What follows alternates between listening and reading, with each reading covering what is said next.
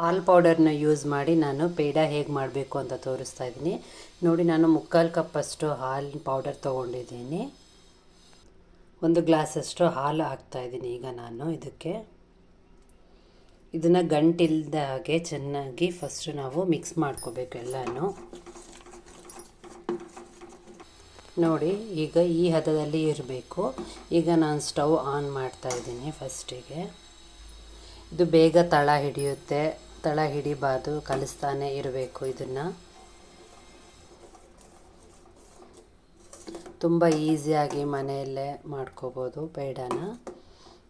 ನೋಡಿ ನಾನು ಯಾವ ಥರ ತೋರಿಸ್ತೇನೆ ಅದೇ ಥರ ಮಾಡಿಕೊಂಡ್ರೆ ಬೇಗನೂ ಆಗುತ್ತೆ. ಈಗ ಸ್ವಲ್ಪ ತಿಕ್ಕಾಗಿ ಆಗಿದೆ ನೋಡಿ. ಇದು ಈ ಥರ ಆದಾಗ 1 ಸ್ಪೂನಷ್ಟು ನಾವು ತುಪ್ಪನ ಇದಕ್ಕೆ ಆ್ಯಡ್ ಮಾಡ್ಕೋಬೇಕು. ಚೆನ್ನಾಗಿ ಕಲಿಸ್ಬೇಕೀಗ ಮತ್ತೂ ನೋಡಿ. ಈಗ ಪೇಡ ರೆಡಿ ಆಗ್ತಾ ಇದೆ. ಇನ್ನೊಂದು 10 ಮಿನಿಟ್ಸ್ ಆಗುತ್ತೆ ಇದಾಗೋದಕ್ಕೆ. ಚೆನ್ನಾಗಿ ಮಿಕ್ಸ್ ಮಾಡ್ತಾನೇ ಇರಬೇಕು, ಕೈ ಬಿಡಬಾರ್ದು. ನೋಡಿ ಈಗ ಕೋವಾ ರೆಡಿ ಆಗ್ತಾ ಇದೆ. ಈಗ ನಾನು ಈ ಹದಕ್ಕೆ ಬಂದ ಮೇಲೆ ನಾವು ಇದಕ್ಕೆ ಸಕ್ಕರೆ ಹಾಕಬೇಕು. 3/4 ಕಪ್ಪಷ್ಟು ಸಕ್ಕರೆ ತೊಗೊಂಡಿದ್ದೀನಿ ನಾನು.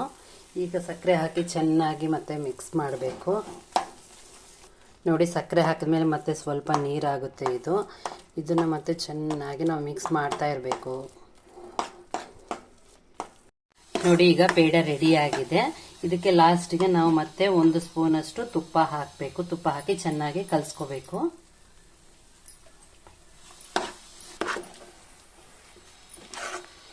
ನೋಡಿ ಚೆನ್ನಾಗಿ ತುಪ್ಪ ಹಾಕಿ ಕಲಿಸ್ಕೋಬೇಕು.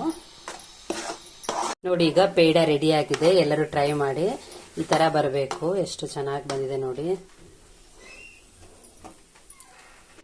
ನೋಡಿ ಎಷ್ಟು ಚೆನ್ನಾಗಾಗಿದೆ ಪೇಡ. ಈಗ ನಾನು ಗಾರ್ನಿಷ್ ಮಾಡ್ತಾ ಇದ್ದೀನಿ ಬಾದಾಮಿ ಹಾಕಿ. ನೋಡಿ ಹಾಲ್ ಪೌಡರಿಂದ ರುಚಿಕರವಾದ ಪೇಡ ರೆಡಿ ಮಾಡಿದ್ದೀನಿ. ತುಂಬ ಅಂದರೆ ತುಂಬ ಟೇಸ್ಟಿಯಾಗಿ ಇರುತ್ತೆ. ಮಕ್ಕಳಿಗೆ ತುಂಬ ಇಷ್ಟವಾದ ಸ್ವೀಟ್ ಇದು.